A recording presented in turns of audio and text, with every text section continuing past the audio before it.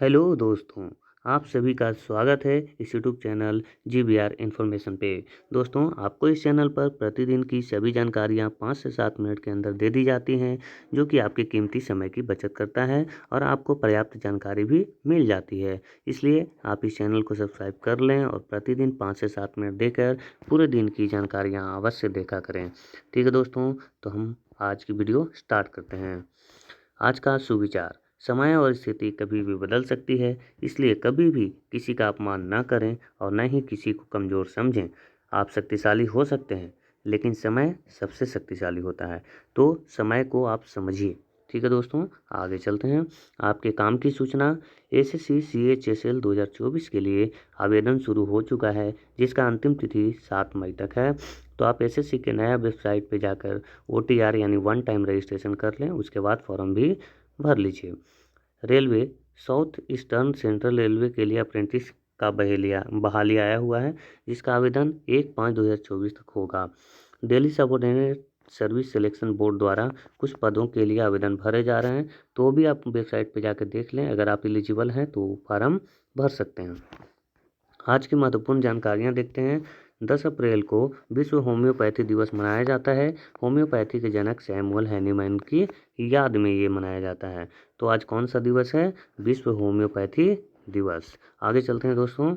सुखना सुखना वन्यजीव अभयारण्य पर्यावरण संवेदनशील क्षेत्र यानी SEZ घोषित किया गया है। किसके द्वारा? केंद्रीय पर्यावरण, वन और जलवायु मंत्रालय के द्वारा। इसके आसपास के क्षेत्र के 1 से 2.035 किलोमीटर तक के क्षेत्र को पर्यावरण संवेदनशील क्षेत्र घोषित किया गया है। सुखना वन्य जीव अभयारण्य कहाँ है दोस्तों? तो चंडीगढ़ में स्थित है। मंत्रालय याद रखेंगे, ठीक है। केंद्रीय पर्यावरण, वन और जलवायु मंत्रालय द्वारा इसे पर्यावरण संवेदनशील क्षेत्र घोषित किया गया है। आगे चलते हैं दोस्तों। स्लोवाकिया के राष्ट्रपति के रूप में पीटर पेलेग्रिनी को चुना गया है, जो कि स्लोवाकिया के छठे राष्ट्रपति हैं। और स्लोवाकिया के प्रधानमंत्री रॉबर्ट फिलो हैं और राजधानी ब्राटिस्लावा है, और यह यूरोप महाद्वीप में पड़ता है। कौन? स्लोवाकिया जो है यूरोप महाद्वीप में पड़ता है। आगे चलते हैं। सितुए बंदरगाह भारत के नियंत्रण वाला दूसरा बंदरगाह बन गया। मतलब भारत जो है, भारत के बाहर जो बंदरगाह जो किराए पर लेता है, जो अपने नियंत्रण में लेता है, वो पहला बंदरगाह तो चाबहार बंदरगाह था, जो कि कहाँ है? ईरान में। और उसके बाद सितवे ऐसा बंदरगाह है जो कि भारत के नियंत्रण वाला दूसरा बंदरगाह है। और ये सितवे बंदरगाह कहाँ है? तो म्यांमार के रखाइन प्रांत में कलादान नदी पर बना है ये। कहाँ? तो म्यांमार के रखाइन प्रांत में। कौन सी नदी? कलादान नदी। कलादान मल्टी मॉडल परियोजना क्या है जिसके तहत इसे बनाया गया है? तो कलादान मल्टी मॉडल परियोजना कलकत्ता बंदरगाह को समुद्र के रास्ते सितवे बंदरगाह तक जोड़ने की एक परियोजना है। ठीक है दोस्तों, तो हमने बता दिया कि भारत की नियंत्रण वाली पहली बंदरगाह कौन थी? तो चाबहार थी। ठीक है, आगे चलते हैं।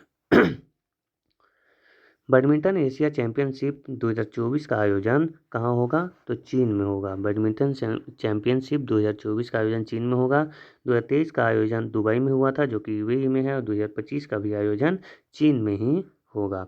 जेपोरिजिया न्यूक्लियर पावर प्लांट जो है यूक्रेन में है। यूरोप का यह सबसे बड़ा न्यूक्लियर पावर प्लांट है। जेपोरिजिया हाल ही में बहुत चर्चा में था, क्योंकि यहाँ पे 3 हमले किए गए थे, जो कि वहाँ के जो टेम्परेचर है उसको बढ़ा सकता है, ऐसा संवेदना जताया जा सकता है, ऐसा अनुमान जताया जा रहा है। इसलिए ये बहुत चर्चा में है, तो इसको भी आप याद रखिएगा। चेरनोबिल भी आपको याद ही होगा। चेरनोबिल भी है, वो भी कहाँ है? यूक्रेन में ही है। आगे चलते हैं दोस्तों। Sumit Nangal Monte Carlo masters के मुख्य ड्रा मैच जीतने वाले पहले भारतीय बने हैं। कौन? सुमित नागल, जो कि भारत के नंबर 1 टेनिस खिलाड़ी हैं। हर साल इसका आयोजन फ्रांस में किया जाता है। किसका? तो मोंटे कार्लो मास्टर्स, एक जो टेनिस है, टेनिस प्रतियोगिता है, इसका आयोजन हर साल होता है। कहाँ? फ्रांस में। आगे चलते हैं दोस्तों। हाल ही में सुप्रीम कोर्ट ने जलवायु परिवर्तन के खिलाफ अधिकार को, कौन सा अधिकार? जलवायु परिवर्तन के खिलाफ अधिकार को अनुच्छेद 21 क्या है? तो प्राण एवं दैहिक स्वतंत्रता जो है, जो जीवन का अधिकार देता है हमें।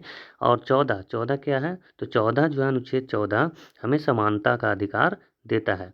तो हाल ही में सुप्रीम कोर्ट ने जलवायु परिवर्तन के खिलाफ अधिकार को अनुच्छेद 21 और अनुच्छेद 14 के तहत मौलिक अधिकार माना है।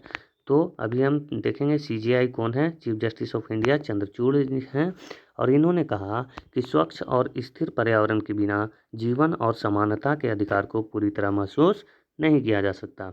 इसलिए इसे कहाँ रखा गया, तो अनुच्छेद 21 और अनुच्छेद 14 के तहत इसको मौलिक अधिकार माना गया। ठीक है दोस्तों, आगे चलते हैं। मार्च महीने का ICC player of the month award की घोषणा हो गई है, जिसमें पुरुष में प्लेयर ऑफ द मंथ किसे चुना गया है, तो कमिंदु मेंडिस जो कि श्रीलंका के हैं, और महिला के लिए मैया वाउचर जो कि इंग्लैंड की हैं, और ICC का मुख्यालय कहाँ है दोस्तों, तो दुबई में है। आगे चलते हैं। मनोज पांडा जो कि एक अर्थशास्त्री हैं, उनको 16वें वित्त आयोग का सदस्य बनाया गया है। इन्होंने निरंजन राज्याध्यक्ष का स्थान लिया है। किसे, निरंजन राज्याध्यक्ष का स्थान लिया है मनोज पांडा ने। और 16वें वित्त आयोग के अध्यक्ष अरविंद पनगड़िया जी हैं, है ना, जो कि नीति आयोग के पूर्व अध्यक्ष रह चुके हैं, उपाध्यक्ष रह चुके हैं, सॉरी।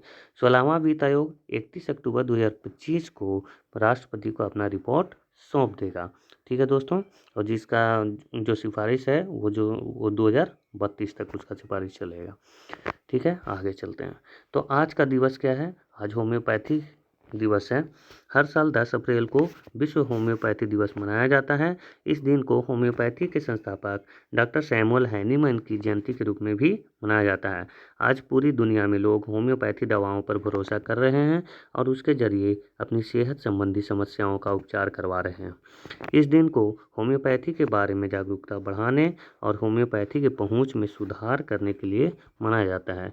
इस दिन को क्यों मनाया जाता है, तो होम्योपैथी के बारे में जागरूकता बढ़ाने के लिए और होम्योपैथी की पहुंच में सुधार करने के लिए। ठीक है दोस्तों, thanks a lot for watching my video. Please give me your suggestion in the comment box. Thanks a lot.